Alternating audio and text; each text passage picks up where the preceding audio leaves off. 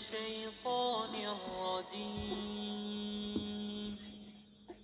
بسم الله الرحمن الرحيم ياسين আসসালামু আলাইকুম রহমতুল্লাহ। والقرآن খিদমাত টেকনোলজিতে আপনাদেরকে الحكيم স্বাগতম। আজকে আমি আপনাদেরকে শেখাবো খিদমাত টেকনোলজিতে কিভাবে বিদ্যুৎ বিল দিতে হয়। অনেকেই বিদ্যুৎ বিল দিতে পারেন না, ভিডিও চেয়েছেন, সেই জন্য এই ভিডিওটা করা। ভিডিওটা সুন্দর করে দেখেন, তাহলে এই বিদ্যুৎ বিল কিভাবে দিতে হয় স্পষ্ট বুঝতে পারবেন। বিদ্যুৎ বিল দিতে হলে প্রথমে আমাকে অ্যাপসে ঢুকতে হবে। ঢুকে রিসার্চ অপশনে চাপ দিয়ে দেখবেন যে পে বিল নামের একটা অপশন আছে। পে বিল দেওয়ার ক্ষেত্রে একটা জিনিস অবশ্যই মনে রাখতে হবে যে বিদ্যুৎ বিল দেওয়ার জন্য আমাকে কিন্তু ব্যাংক ব্যালেন্সে টাকা অ্যাড করতে হবে। মেইন ব্যালেন্সে টাকা অ্যাড করলে বিদ্যুৎ বিল দেয়া যাবে না। বিদ্যুৎ বিল দেওয়ার জন্য আমাকে কি করতে হবে? ব্যাংক ব্যালেন্সে টাকা অ্যাড করতে হবে। এখন দেখে নিই আমার ব্যাংক ব্যালেন্সে টাকা আছে কিনা। এই যে এখানে হলো মেইন ব্যালেন্স আর এটা হলো ব্যাংক ব্যালেন্স। এই ব্যাংক ব্যালেন্সে চাপ দিলে দেখা যায় আমার 140 টাকা আছে, তার মানে আমি 140 টাকার ভিতরে বিদ্যুৎ বিল দিতে পারবো। আমরা রিসার্চ অপশনে গিয়ে পে বিলে চাপ দেব। চাপ দিয়ে বিদ্যুৎ অপশনে চাপ দিব। যেমন আমি পল্লী বিদ্যুৎ, এখানে অনেকগুলো বিদ্যুতের অপশন আছে। পল্লী বিদ্যুৎ, prepaid, postpaid, DESCO, prepaid, postpaid, NESCO. হ্যাঁ, এখানে অনেক বিদ্যুৎ বিলের অপশন আছে। আপনার যেটা চয়েস ওইটার মধ্যে ক্লিক করবে। যেমন আমি পোস্টপেইডের একটা বিদ্যুৎ বিল দিতেছি। পোস্টপেইড বিল কোনটাকে বলে? পোস্টপেইড হলো যেটা ব্যবহার করার পরে বিল দিতে হয়, সেটাকে পোস্টপেইড বলে। অনেকে পোস্টপেইড প্রিপেইড বুঝে না, সেই জন্য স্পষ্ট করে বললাম।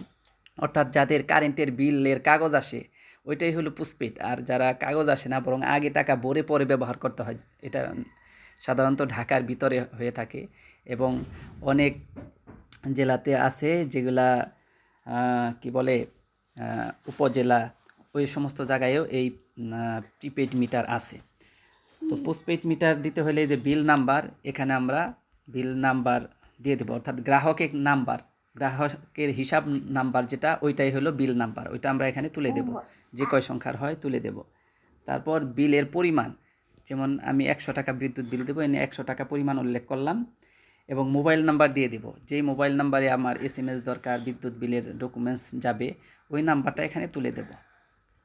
আর নোটের মধ্যে লিখে দেব যে বিদ্যুৎ বিলারের নামটা লিখে দেব। হ্যাঁ, কার নামে এই বিদ্যুৎ বিলটা আছে। আর কাগজের মধ্যে লেখাই আছে যে বিদ্যুৎ বিল কার নামে। যেমন আমার নামে আলী, ALI আলী হুসাইন, SOSSAIN হুসাইন, আলী হুসাইন। এবং মাস, এখানে মাস উল্লেখ করে দেব। যেমন এখন কি মাস? 01/01/2026, এটা লিখে দেব।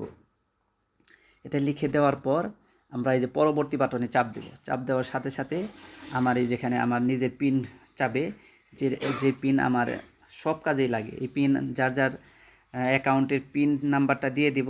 যেমন আমি আমার পিন নাম্বার দিয়ে দিচ্ছি 112233। হ্যাঁ, দেওয়ার সাথে সাথে দেখেন বিদ্যুৎ বিল চলে গেছে।